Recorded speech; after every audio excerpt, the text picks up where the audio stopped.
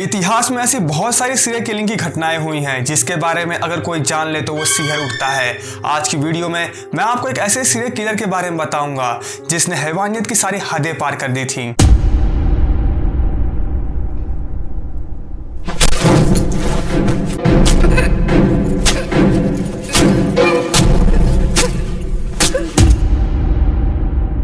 मैं बात कर रहा हूँ सीरियल किलर भरत कालीचरण उर्फ अक्कू यादव की, जो कि औरतों को अपना शिकार बना रहा था।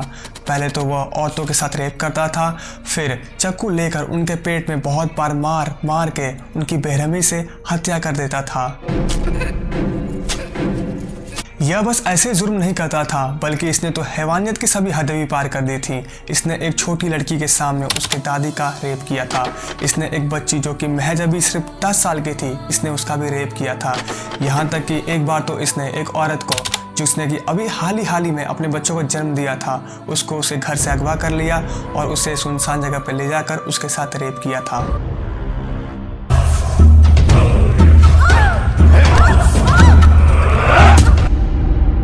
अब जिसने इतने भयानक जुर्म किए हों उसका अंत भी काफी ज्यादा भयानक रहा होगा। करीब 200 औरतों ने कोर्ट का दरवाजा तोड़कर इस सीरियल किलर को बड़े बेरहमी तरीके से मार डाला था।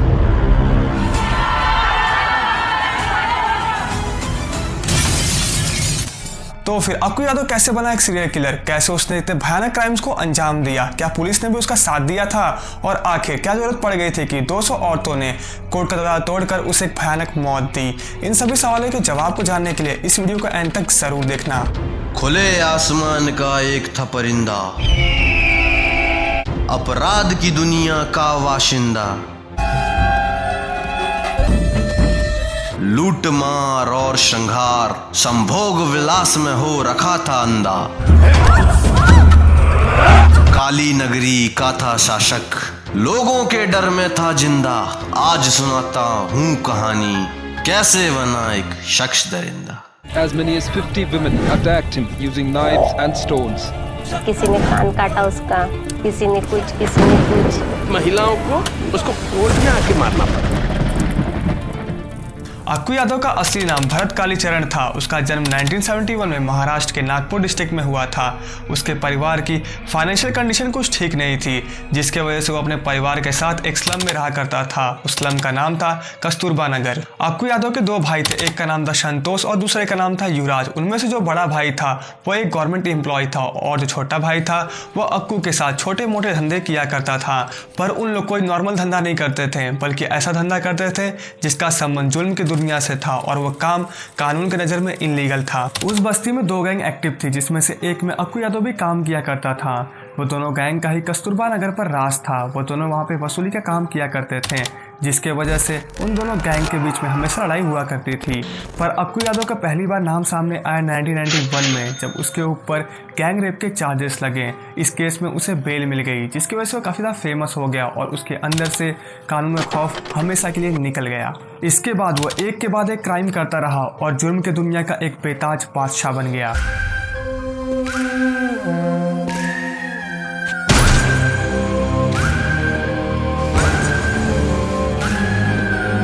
कस्तूरबा नगर पर उसके गैंग का कब्जा था। वह वहां पर वसूली का काम करता था, लोगों के जमीन पर अवैध तरीके से कब्जा करता था और यहाँ तक कि वो लोगों पे हमले करना और उन्हें जान से मारने की सुपारी भी लेता था। अगर कोई उसके खिलाफ पुलिस कंप्लेंट कर दे तो वो उसके घर जाता, उसके साथ मारपीट करता, उसके घर के अंदर घुसकर चीज़ों को तोड़ता और फोड़ता। कालीचरण यादव। पर वो यहीं पे नहीं रुकता था। वो घर की औरतों को अगवा कर लेता था, फिर उन्हें सुनसान जगहों पर ले जाकर उनके साथ रेप करता था। फिर उसके बाद वो उस आदमी को भी किडनैप कर लेता था और उसको बहुत ही ज़्यादा टॉर्चर करता था। इसी वजह से लोगों के मन के अंदर उसका खौफ बैठ चुका था, जिसके वजह से उसके खिलाफ कोई भी खड़ा नहीं होता था। और अगर कोई पुलिस में कंप्लेन कर दे तो पुलिस भी उसका ही साथ देती थी, क्योंकि अक्कू यादव पुलिस को बहुत ही मोटी रिश्वत दिया करता था और उनके ऊपर खूब खर्चा करता था, जिसके वजह से पुलिस की भी उसके ऊपर मेहरबानी थी। ये बेगुनाह औरतों को सज़ा दिलवा के केस क्लोज करवाना चाहते हैं बस। अब ना ही उसे लोगों या तो फिर पुलिस का खौफ था और देखते देखते अब वो एक वहशी दरिंदा बन गया था जिसके लिए रेप करना एक बहुत ही छोटी बात थी। जब वो अपने इलाके में निकलता था तो औरतें अपनी बच्चियों के साथ खुद को घरों में बंद कर लेती थीं, क्योंकि उसकी एक आदत थी अगर उसे कोई सामने लड़की दिख गई और वो उसे पसंद आ गई तो पहले तो वह बहुत ही बेरहमी तरीके से उसकी इज्जत लूटता है।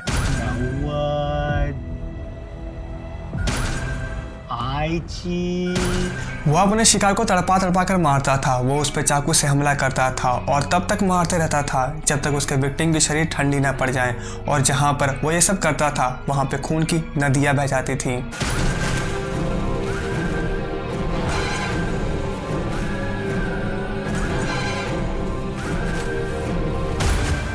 आप ये इमेजिन भी नहीं कर सकते हैं कि अक्कू यादव कितना खतरनाक रेपिस्ट था। उसने एक 10 साल की छोटी लड़की से ले करके एक बूढ़ी औरत का भी रेप किया था। पर एक बार तो उसने हद कर दी, उसने एक 16 साल की बच्ची के सामने उसके बूढ़ी दादी का रेप किया। और वो दरिंदा यहीं पे नहीं रुका। उस औरत ने एक सोने की बाली कान में पहन रखी थी, उसको निकालने के लिए उसने उसके कान को काट दिया। उस औरत ने अपने हाथ में कुछ गोल्ड की रिंग्स पहन रखी थी, उसको निकालने के लिए उसने उसकी उंगलियां ही काट दी। ऐसा भी नहीं है कि जो लोग उसके डर के वजह से घर के अंदर छिपके रहते हैं उनको वो छोड़ देता था। एक बार वो एक आदमी के घर पे सुबह 4 बजे पहुंचता है और दरवाजे पे नॉक करता है। जब घर वाले पूछते हैं कि कौन है तो वो खुद को पुलिस वाला बताता है। जैसे ही वह आदमी अपने घर का दरवाजा खोलता है, अक्कू यादव चाकू से उस आदमी के ऊपर हमला कर देता है और उसे कई बार मारता है। फिर उसको बांधकर उसके बाथरूम में बंद कर देता है और उसके पत्नी को उठाकर ले जाता है अपने साथ, उसके साथ रेप करता है और फिर उसे छोड़ देता है। कड़कड़ चाकू खोला, बोला हाँ भाई अक्कू यादव नाम है मेरा, बदमाश हूँ मैं। अब मैं आपको अक्कू यादव के कुछ ऐसे क्राइम्स के बारे में बताऊंगा जिन्हें जानने के बाद आपको यकीन नहीं होगा कि कोई इंसान इतना बड़ा दरिंदा कैसे बन सकता है। अक्कू यादव ने एक औरत को उसके मंडक से उठा लिया और फिर उसको ले जाकर उसके साथ रेप किया। फिर उसने एक बार लोगों के सामने एक आदमी के कपड़े उतारे और उसे सिगरेट से जलाया। अक्कू यादव ने एक औरत जिसका नाम था आशो भगत, उसके ब्रेस्ट के एरिया को लोगों के सामने काट कर निकाल दिया था और फिर उसे तड़पा तड़पा कर मार डाला था। एक औरत जिसने सिर्फ 10 दिन पहले ही अपने बच्चे की डिलीवरी की थी, उस औरत के साथ अक्कू यादव और उसकी गैंग ने मिलकर गैंग रेप किया था। पूरा चौल अक्कू यादव के दहशत से डरा और सहमा हुआ था। पर वो कहते हैं ना, जब जब जुर्म बढ़ता है तो एक मसीहा आता है। कस्तूरबा नगर के लोगों के लिए वो मसीहा बनी उषा नारायण। जब जुल्म सर चढ़ने लगा, जो सर उठा कटने लगा, शख्स खुद में ही जब घुटने लगा, शासन संग शोषण बना जब हर दिन की कहानी, तब एक मसीहा जाग उठी, फिर सोई सबकी आस उठी, ललकार उठी ललकार उठी, हर एक छोटी चिंगारी से ये काशी भीषण आग उठी, वे लोगों को वो संग विनाशक क्रांति की आवाज उठी, कैसी हाहाकार उठी जब एक मसीहा जाग उठी, ये कैसी हाहाकार उठी।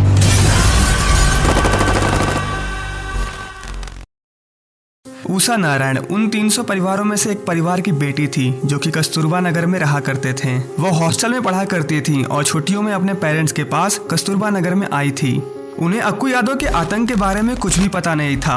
तो जब अक्कू यादव ने उन्हें परेशान किया तो उन्होंने उसकी कंप्लेन पुलिस स्टेशन में जाकर कर दी, जिसके बाद अक्कू यादव और उसकी गैंग उनके घर पर उन्हें धमकाने के लिए पहुंची। अक्कू यादव ने घर में घुसकर तोड़फोड़ किया और उषा नारायण जी के पेरेंट्स को बंदी बना लिया और उन्हें मारने की धमकी देने लगा। तभी उषा जी ने घर में रखा सिलेंडर ऑन कर दिया और हाथ में माचिस लेकर खड़ी हो गई और फिर अक्कू यादव को धमकी दिया कि अगर उसने किसी को कुछ भी किया तो वो सिलेंडर को ब्लास्ट कर देंगी और सभी लोगों को मार डालेंगी। जिसके बाद अक्कू यादव बहुत ज्यादा डर गया और अपनी गैंग के साथ वहां से भाग गया। कस्तूरबा नगर के लोगों ने अक्कू यादव की आंखों में पहली बार खौफ और डर देखा था। जिसके बाद कस्तूरबा नगर के सभी लोग उषा नारायण जी के साथ आ गए और फिर सभी ने अक्कू यादव के जुल्मों के खिलाफ आवाज उठाने की ठान ली।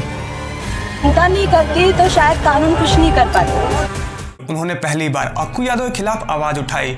उन्होंने लोगों को अपने साथ मिलाया और फिर एक दिन लोगों का गुस्सा अक्कू यादव पर टूट पड़ा। लोग इकट्ठा होकर अक्कू यादव के घर पे पहुंचते हैं। वहां पर एक साथ इतनी सारी भीड़ को देखने के बाद अक्कू यादव घबरा कर अपनी गैंग के साथ वहां से भाग जाता है, पर लोगों का गुस्सा शांत नहीं होता है। फिर वह अक्कू यादव के घर को आग के हवाले कर देते हैं। अक्कू यादव ने पहली बार इतने सारे लोगों को अपने खिलाफ देखा था, जिसके बाद वो बहुत ज़्यादा घबरा जाता है और फिर वो पुलिस स्टेशन में जाकर सरेंडर कर देता है। 13 अगस्त 2004 अक्कू यादव को कोर्ट में पेश किया जाना था, पर अक्कू यादव के इतने सारे कनेक्शन थे कि वहाँ पर उसे बेल मिलना तय था और यह बात आग की तरह फैल गई। और जब ये बात कस्तूरबा नगर की औरतों तक पहुंची तो कस्तूरबा नगर की औरतों ने अपने हाथ में सब्जी काटने वाले चाकू और मिर्च पाउडर लेकर कोर्ट पहुंच गई और कोर्ट के फ्रंट रो में जाकर बैठ गई। अक्कू यादव करीब 2:30 बजे से 3 बजे के बीच में कोर्ट पहुंचा। मीडिया की रिपोर्ट्स की माने तो अक्कू यादव को पूरा कॉन्फिडेंस था कि आज उसे बेल मिल ही जाएगी। अक्कू यादव जब पुलिस वैन से बाहर निकला और कोर्ट के सामने पहुंचा तो वहां पे एक लेडी थी जो कि उसके खिलाफ प्रोटेस्ट कर रही थी, जो कि अक्कू यादव ने उसके साथ रेप किया था। उस औरत को देखकर अक्कू यादव ने बहुत ही खौफनाक हंसी में हंसते हुए बोला कि जब आज उसे दोबारा बेल मिल जाएगी तो वो फिर से आएगा और उसके साथ दोबारा से रेप करेगा। नहीं, और सिर्फ एक दिन में 40 FIR। आप सब इतने टाइम से कैसे सह रहे हो ये सब? अक्कू यादव को कोर्ट में ले जाया गया और उसे जज के सामने पेश किया गया, पर जज के फैसला देने से पहले ही उन औरतों ने उसका फैसला लिख दिया था। कोर्ट के फ्रंट रो में बैठी एक औरत ने अपनी चप्पल निकाली और अक्कू यादव को मारना स्टार्ट कर दिया। इससे पहले कि कोई और कुछ समझ पाता, करीब 200 से 400 औरतों ने अक्कू यादव पर हमला कर दिया था। उन औरतों ने उसके ऊपर मिर्च के पाउडर फेंके और जो पुलिस वाले उसके सुरक्षा में तैनात थे उनके ऊपर भी मिर्च के पाउडर फेंके गए, तो वो अपनी जान बचाने के लिए वहां से भाग गए। उन औरतों ने अक्कू यादव को इतनी बुरी तरीके से मारा कि उन्होंने पत्थर लेकर अक्कू यादव के आंख और मुंह में डाल दिए थे। तभी उन औरतों में से एक रेप सर्वाइवल अक्कू यादव के पास जाती है, चाकू निकालती है और उसका प्राइवेट पार्ट काट देती है। अक्कू यादव के ऊपर करीब 70 बार चाकू से हमला किया जाता है।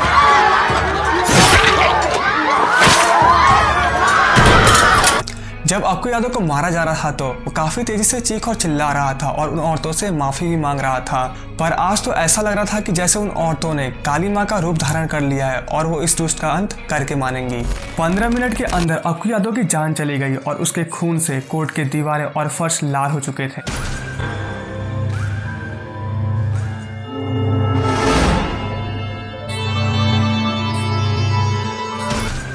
अक्कू यादव को मारकर वो औरतें अपने घर पहुंचती हैं और लोगों को बताती हैं कि उन्होंने अक्कू यादव को मार दिया है, जिसके बाद पूरे चौल में जश्न का माहौल होता है, क्योंकि पिछले 10 सालों में ऐसा पहली बार होता है कि अक्कू यादव के दहशत के बिना खुले में सांस ले पा रहे थे।